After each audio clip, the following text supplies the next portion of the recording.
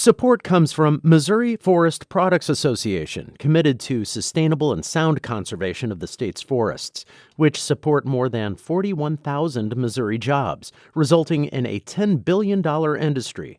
ChooseWood.com. From St. Louis Public Radio. This is St. Louis on the Air.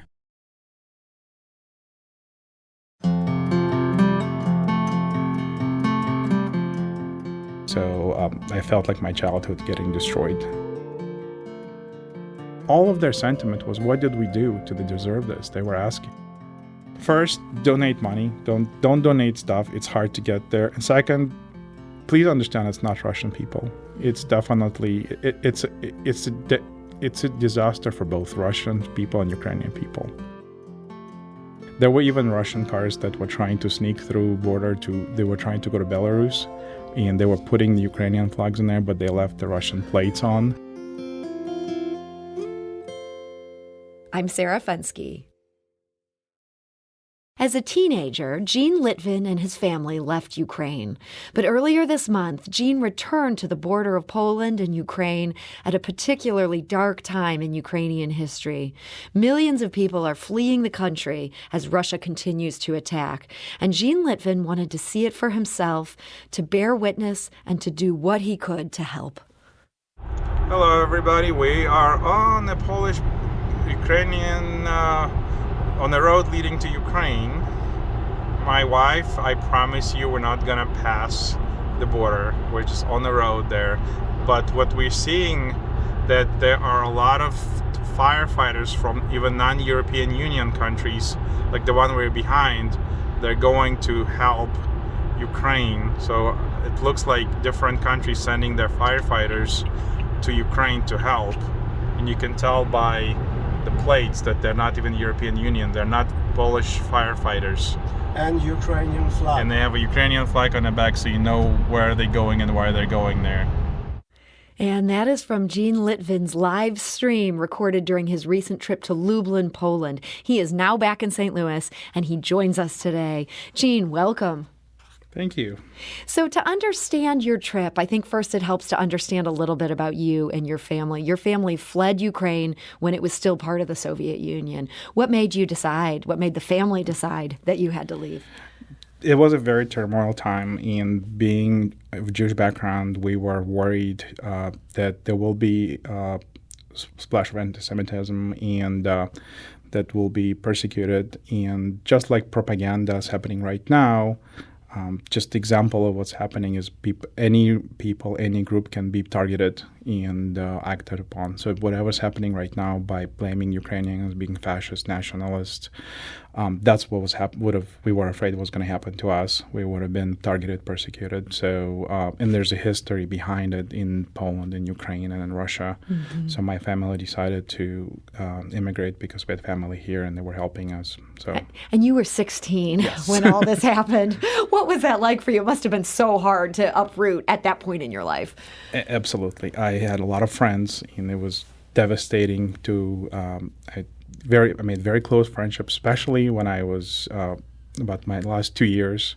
A lot of friends. They were some of them actually came with me. It was a long ride. We had to fly from Moscow, so they went on the train. There was a train ride, so they were like a lot of them came on a train to Moscow and just to see me off. So it was, and I thought back then I'm saying goodbye forever. I'll never see them again. Yeah. Because the Soviet Union was place like, and you give up everything. Yeah, it's still a closed country. Yep. Your family fled. You come here. Did you speak any English at that point? No, I barely knew. The only phrase I knew is, "Do you like such a nice weather?" And that's not opening, but yeah. Yeah, that was basically it. I mean, basic accounting. That's about it. We were like, the Soviet Union was not big about teaching international languages, so. Yeah. And so you said you thought you'd never see those friends again. Did that end up being the case?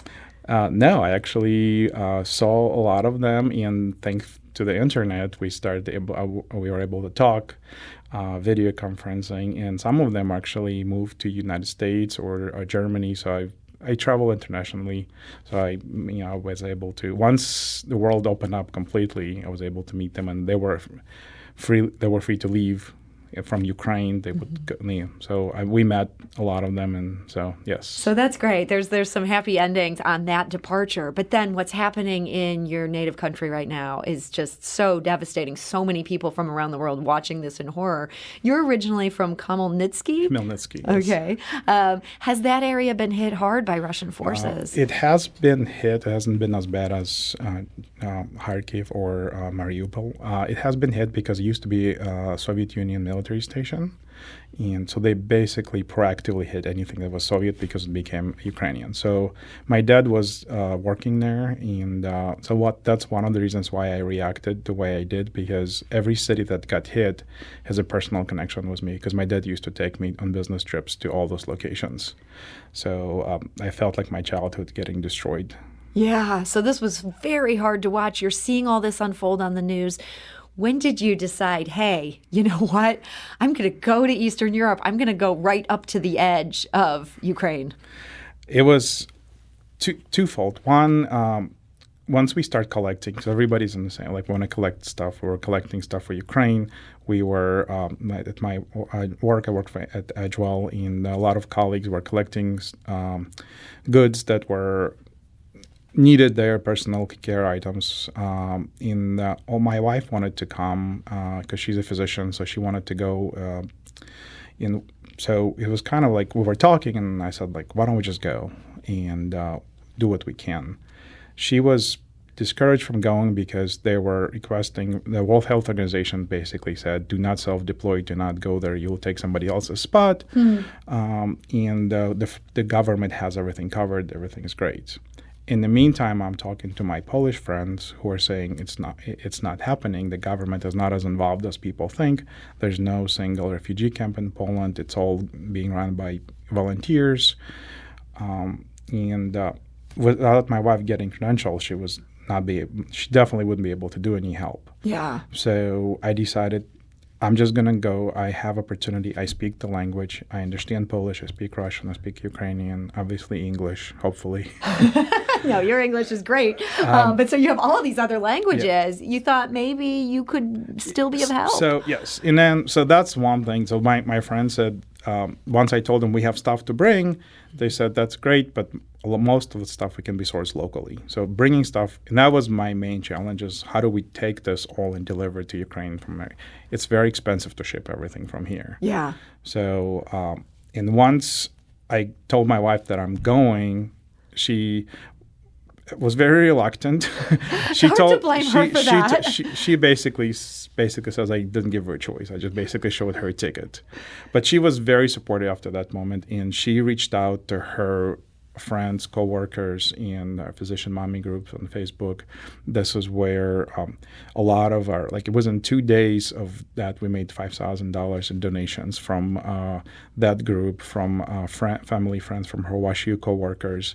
People will start donating anywhere from $100, $500, and it was amazing. And I had to use my personal Venmo because none of this was planned. Yeah. So you're not a nonprofit. I'm You're not just a one nonprofit. man. Exactly. Yeah. So I didn't feel comfortable at first, but people started coming in. Then my relatives from that live here found out, from Ukraine, and they start donating. And just the sheer goodwill from people wanting to help was just amazing. And one of my cousins and Jane Helsman, she donated over $3,000 just for one donation, and wow. She works with St. Louis Cardinals, so they donated some. So I kept coming in. My hands got tired of thanking people on Venmo. Yeah, I mean that's a successful campaign, yes, right there. So how much money did you end up raising? Over $20,000. Over $20,000. That's huge. Yes, it was. I thank people tremendously. If anybody's listening, thank you. You cannot imagine how much it worked there. So I called myself a flying wallet when I was there. A flying wallet, because you're coming with the money. Exactly. And these friends had somewhat dissuaded you from bringing a whole bunch of stuff, but it sounds like money was very much needed. So money was needed. So the second we landed the second I landed in Warsaw, we started going shopping there, and then we went to Lublin. So Lublin is a smaller town. It's a mid-sized town in Poland, and so they have a version of Costco, Sam's Club. They have their version, And so we went there, and we were basically emptying shelves every time we're coming in and buying all necessary needs. And that's another thing why it's kind of hard to ship things there, because needs change on the ground like hourly. And what were you hearing while you were there? Here's what people really need right now.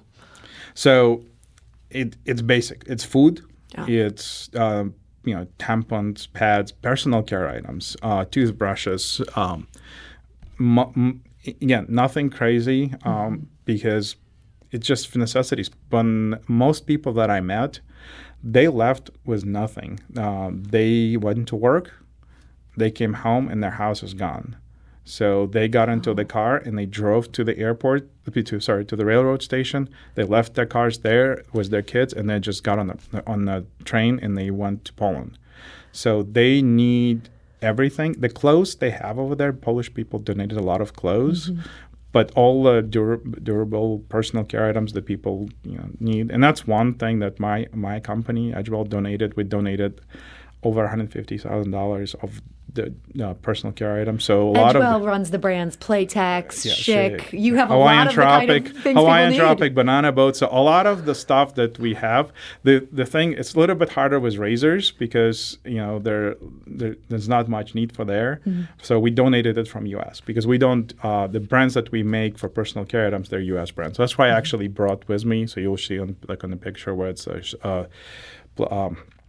Playtex is not sold in Europe under our name, but now they have it because we donated it. The company donated. Well, this is just amazing. And then also $20,000 in crowdsourced donations on top of this. A one-man humanitarian mission, or a traveling wallet, as he likes to call himself. That's Gene Litvin, our guest today. Himself fled Ukraine as a 16-year-old, part of a Jewish family trying to get away from persecution in the former Soviet Union. We do need to take a quick break. This is St. Louis on the Air on St. Louis Public Radio.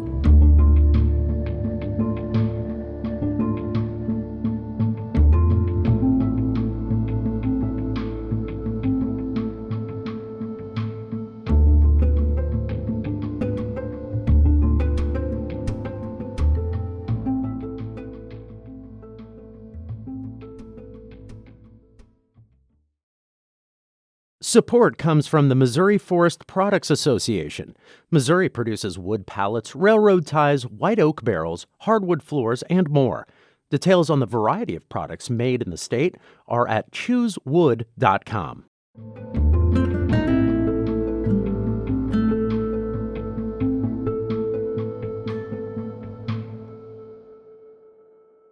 Welcome back. We are talking today to Gene Litvin. He lives in St. Louis, made a trip to Lublin, Poland to try to help the refugees who are just streaming across the border, trying to flee the Russian attacks there, wanted to do what he could to help his fellow Ukrainians. Gene is of Ukrainian descent and came here as a refugee as a 16-year-old. So Lublin, why did you pick Lublin of the towns to sort of base yourself in? I had a personal connection to Lublin when so I have a friend who is from there who I used to work with for years, and we used to talk about being on different sides of the border. I was on the Ukrainian side of the border, he was on the Polish side, and we used to kind of trade stories how we used to have people from Poland come to Ukraine and basically trade during the fall of Soviet Union when the perestroika was happening. So, and he used to tell me how Ukrainians and Russians were coming in. So we had this connection, instant connection we made. And then when this whole thing was unveiling, even 2 months before the war, Polish people could feel it. They have the from World War II, they have this feeling that something's going to be happening. Maybe a bit of PTSD from what the Russians did to Poland. Yep. Yeah. So they felt it, and they were even more worried than Ukrainian people because there was not a lot of warning. People were not in denial. Yeah. But so they were preparing before Ukrainians were. So Poland, this is one of the reasons why Poland is actually ready for this, because they have the history. They know what the history. They don't want to repeat the history. They made a mistake during World War II. They did not act when Czech Republic was taken over by Hitler. So to them, it's a repeat that they don't want to see happening. So they feel very mobilized on this. Now, Lublin is around 60 miles from the Ukrainian border. Did you then drive right up to the border? How close did you get? So we got probably close, maybe 40 miles. So we got as close as we could going from Warsaw, and we saw a lot of trucks. Basically, like you in the sound trip, you saw a lot of cars going there. There were even Russian cars that were trying to sneak through border they were trying to go to Belarus. And they were putting the Ukrainian flags in there, but they left the Russian plates on. So the Polish people were stopping them. But there's a lot of, because of the embargo, they're still trying to see. So you can see a lot of interesting activities happening there. So there was a whole lot happening right there. Yeah. Did you see then refugees as they were leaving Ukraine? Here we are, we're in Poland. So it's mostly untrained because they don't go by car. Very few people go by car. It's dangerous on the roads. People don't want to be on the car. So the safest way is railroad. So they go by buses, but mostly by railroad. And when they're on the railroad, then where would they be getting off? So they're getting off in Lublin. So Lublin's the first train station where they get off. So they cross the border, they go to Lublin, and that's where they sit. So they sit on the railroad, and this was where I saw a lot of it. It was very hard. I didn't want to record people. Yeah. It was it's dangerous. It's not dangerous in a sense, but I also don't want to expose people to this. I'm sure you didn't want to put them on the spot. This is the hardest moments of their life. It is definitely so. I met a few people and I talked to them. And this is where this refugee group consists of doctors, lawyers, engineers. They were yesterday. That's what they did. They went to work. They did their stuff. They didn't want to leave. Yeah. They waited until But what happened was their houses got blown up. Their family just needed to leave. So that's people I met, and that's what they were. All of their sentiment was, "What did we do to deserve this?" They were asking, and they were different groups. A lot of it is Russian driven, but they're shooting from Belarus. So Belarus is kind of like unwilling partner in this because obviously, I'm sure people of Belarus don't want to participate in this, and even regular Russian people don't want to do it because I have friends and family in Russia. And my wife is from St. Petersburg. We a lot of friends have a huge sentiment for Ukrainian people.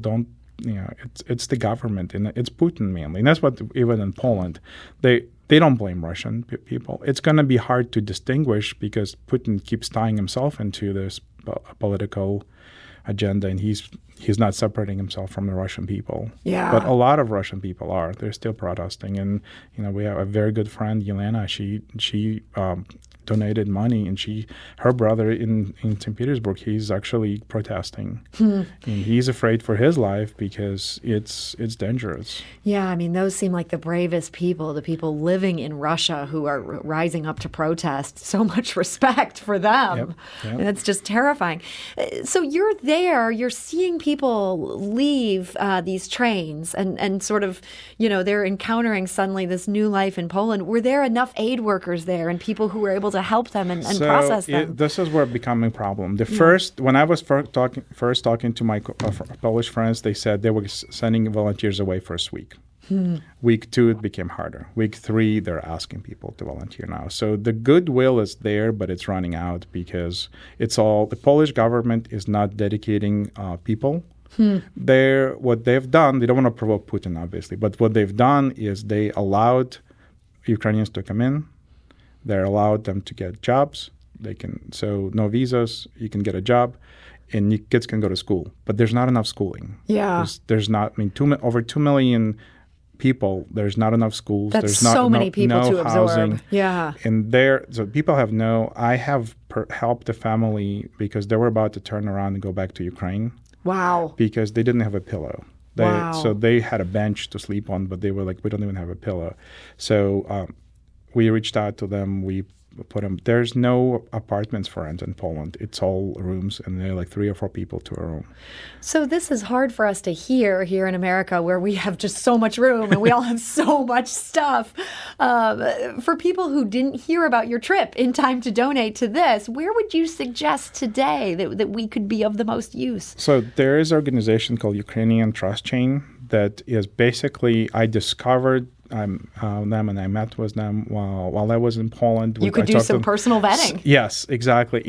So I met, and we have exactly the same agenda except they're a little bit more organized and they already set up nonprofit, and all the money, 100% of the money is going directly to all the cause. And you actually see where your money goes. Just like I recorded videos to show people where the money goes, that's where it's happening. The thing that the Ukrainian Trust Chain is doing is working with evacuating people from the hot zones and feeding people over there.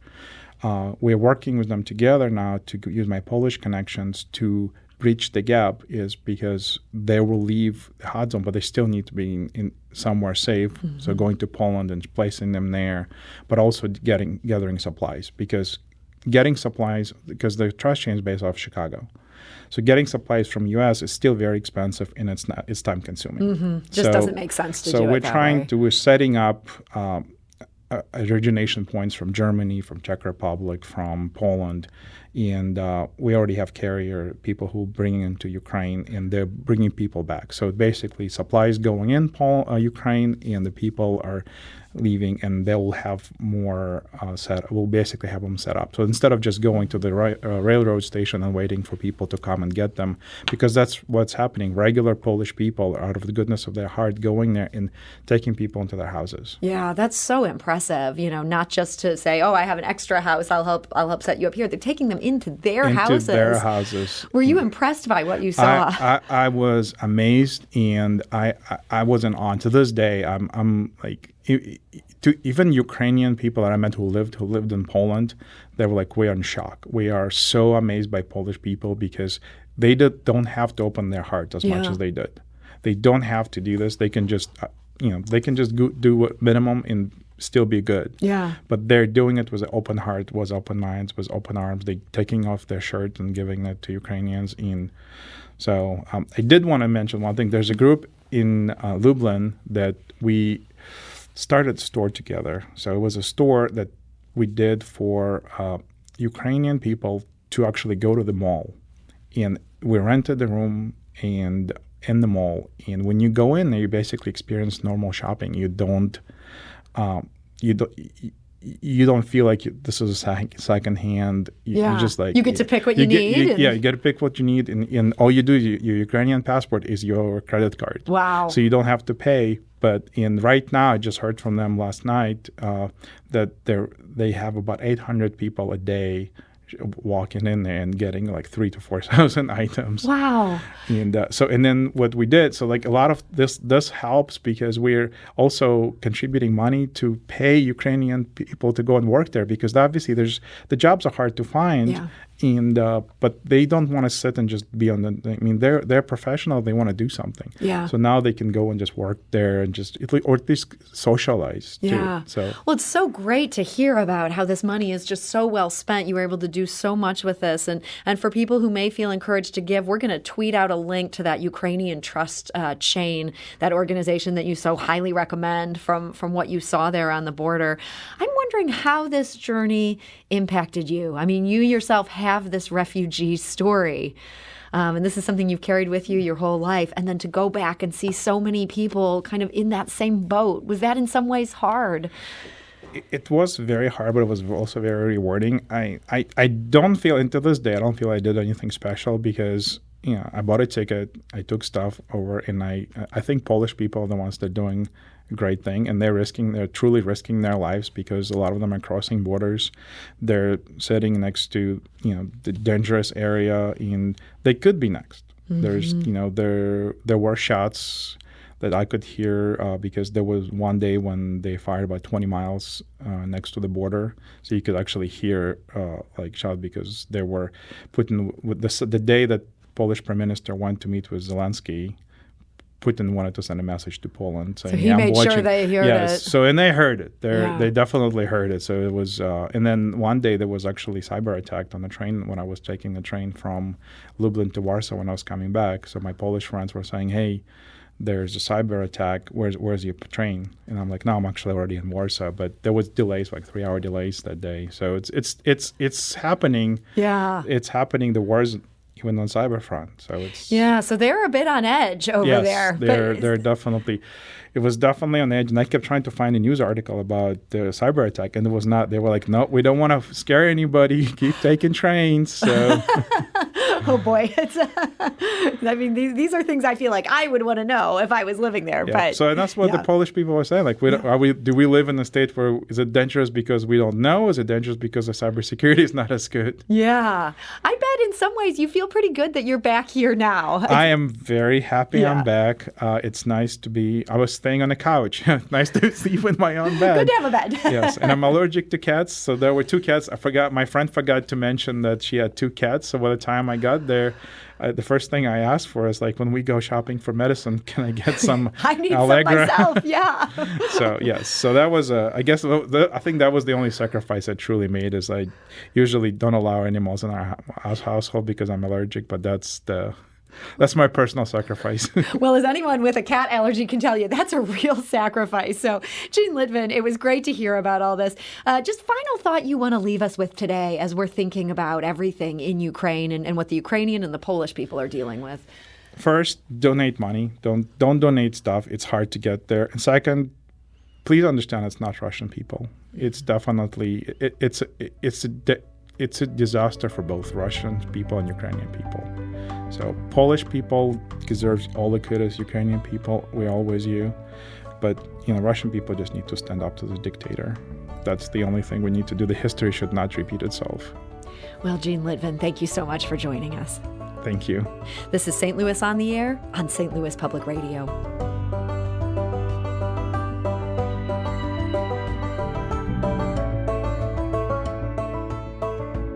This episode was produced by Kayla Drake with audio engineering and podcast design by Aaron Dorr. Our executive producer is Alex Hoyer. St. Louis on the Air is a production of St. Louis Public Radio. Understanding starts here. If you learned something new from today's episode, consider leaving us a review and rating on Apple Podcasts on the App Store. It's the easiest way to help people discover our show. We appreciate it. Thank you. St. Louis Public Radio is a member-supported service of the University of Missouri, St. Louis.